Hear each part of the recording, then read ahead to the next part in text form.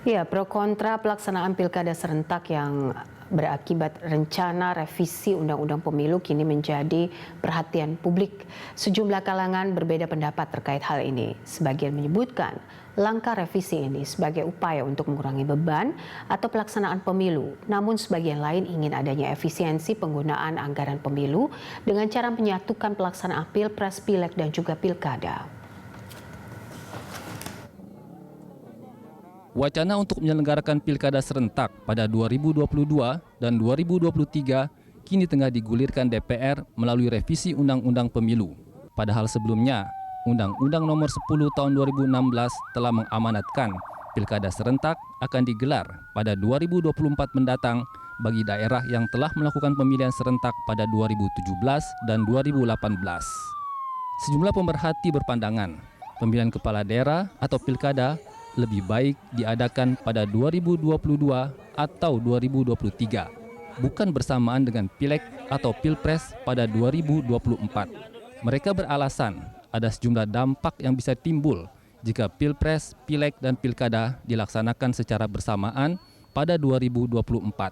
Direktur Eksekutif Perludem Titi Anggraini menyatakan akan ada dampak ekses yang berat bagi penyelenggara dan pemilih jika pilkada disatukan dengan pileg dan pilpres pada November 2024. Menurutnya, pada pemilu 2019 lalu saja, yang hanya pileg dan pilpres, ada 400 orang lebih petugas KPPS yang mengalami ekses kelelahan dan meninggal. Ia menegaskan, tragedi seperti ini tidak boleh lagi terjadi pada pemilu 2024 mendatang.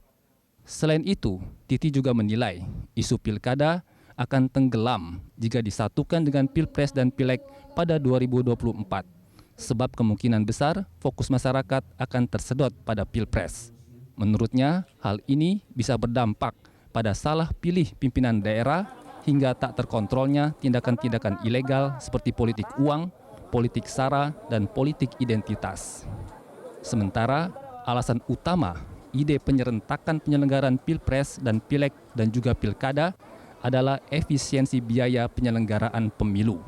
Saat itu, anggota KPU ketika itu, yakni Ferry Kurnia Rizkiansah, menyebutkan penggabungan pelaksanaan pemilu, yakni pilpres dan pileg, akan mampu menghemat anggaran pemilu sebesar 5 hingga 10 triliun rupiah. Sedangkan berdasarkan perhitungan anggota DPR, fraksi PDIP, Arief Wibowo, pemilu serentak mampu menghemat dana sekitar 150 triliun rupiah atau 1/10 APBN dan APBD.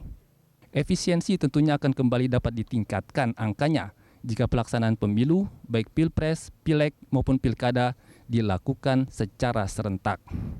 Selain itu, pelaksanaan pemilu serentak ini juga diharapkan mampu untuk mereduksi atau meminimalisir terjadinya polarisasi atau keterbelahan di masyarakat yang terjadi terus-menerus sebagai ekses dari penyelenggaraan pemilu maupun pilkada.